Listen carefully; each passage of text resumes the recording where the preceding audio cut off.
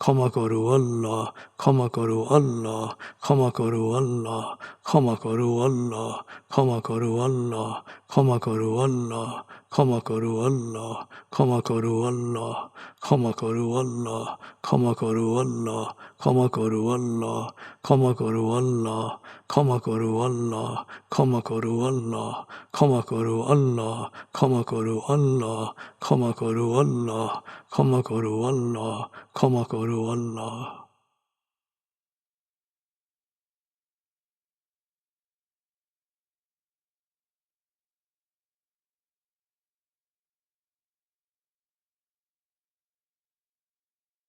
নিজেকে পরিপূর্ণ সমর্পণ করুন পরম করুণাময়ের চরণে।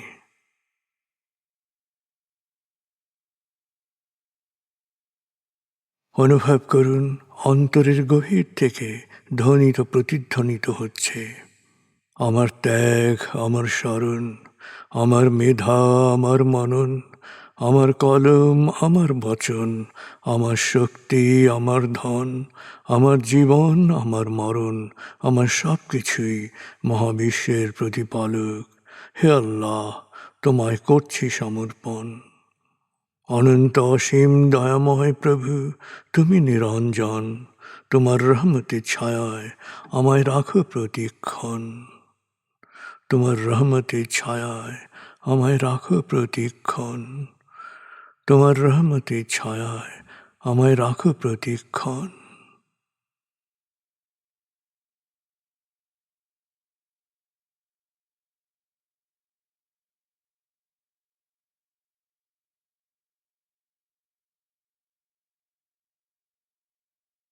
নিজের সব কিছু স্রষ্টায় সমর্পিত করতে পারায় গভীর আনন্দ অনুভব করুন। আর যুগে যুগে কালে কালে সকল জনপদে যারা সত্যের বাণী, সমর্পণের বাণী প্রচার করেছেন, সকল আসক্তি, অবিদ্যা, জাহেলিয়াত, শোষণ ও বঞ্চনা থেকে মানুষকে মুক্ত করার জন্যে অক্লান্ত পরিশ্রম করেছেন, আত্মত্যাগ করেছেন, তাদের প্রতি গভীর কৃতজ্ঞতা প্রকাশ করুন। সকল নবী রসুল, বাণীবাহক, বিশেষভাবে প্রিয় নবী হজরত মোহাম্মদ সাল্লাল্লাহু আলাইহি ইসলামের প্রতি গভীর গভীর কৃতজ্ঞতা প্রকাশ করুন।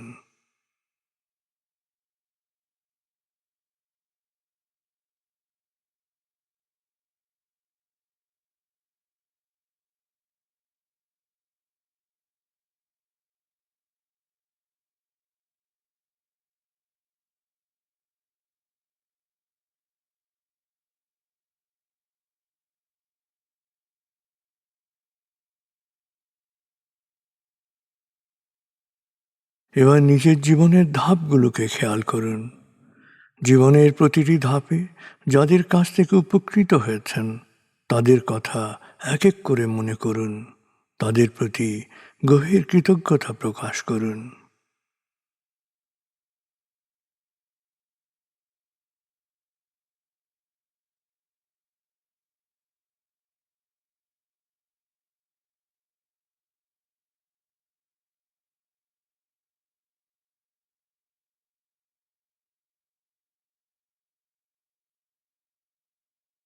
মা, বাবা, অভিভাবক যাদের কাছে আপনি লালিত হয়েছেন তাদের সাথে গভীর একাত্মতা, গভীর সমমর্মিত অনুভব করুন।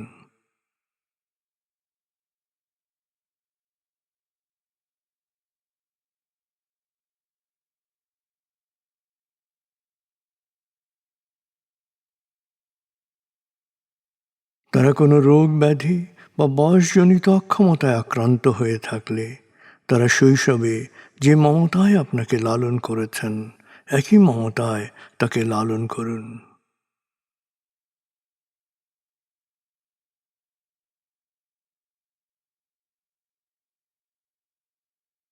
তাদেরকেও পৃথিবী ছেড়ে চলে গিয়ে থাকলে তাকে গভীরভাবে অনুভব করুন, তার মাগফিরাত বা অনন্ত প্রশান্তির জন্য দোয়া করুন।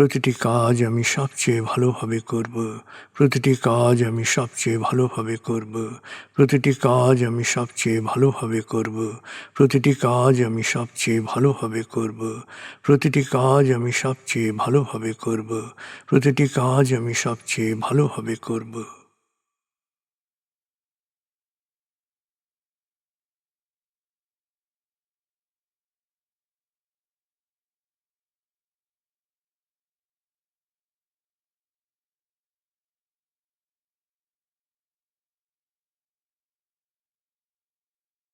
আপনি মনের এক গভীর অবস্থায় অবস্থান করছেন। এবার আপনি নিজের জন্যে বা অন্যের জন্যে বিশেষ একটি প্রার্থনায় মনোনিবেশ করুন।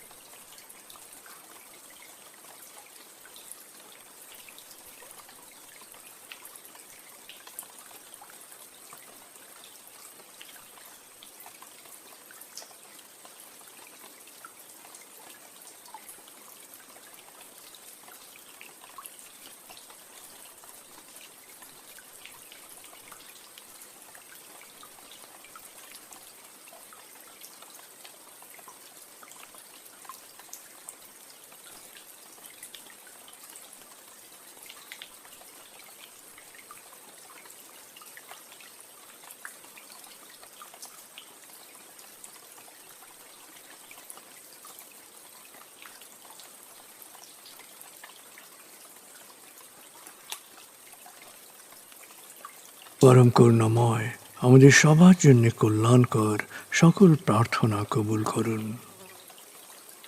আমিন।